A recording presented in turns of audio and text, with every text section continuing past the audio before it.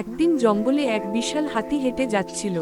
সে ছিল খুব গর্বিত, যাকে তাকে বলতো, আমি কত বড়, আমার মতো শক্তিশালী কেউ নেই। এমন সময় এক ছোট্ট বাদর তার সামনে এল। সে বলল, হাতি ভাই, শক্তি বড় কথা নয়, বুদ্ধিও দরকার। হাতি হেসে বলল, তোর মতো ক্ষুদে প্রাণী আমাকে শেখাবে?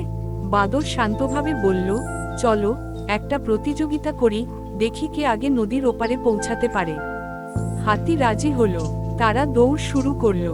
হাতি হাঁটতে লাগলো ধীরে ধীরে, আর বাদর লাফিয়ে লাফিয়ে নদীর এপার থেকে ওপার হয়ে গেল। হাতি যখন নদীর ওপারে আসলো, তখন বাদর দাঁড়িয়ে হাসছিল। হাতি লজ্জা পেয়ে বলল, তুই ঠিক বলেছিলি, শুধু শক্তি থাকলেই চলে না, বুদ্ধিও দরকার। তারপর থেকে ভালো বন্ধুত্ব হয়ে গেল।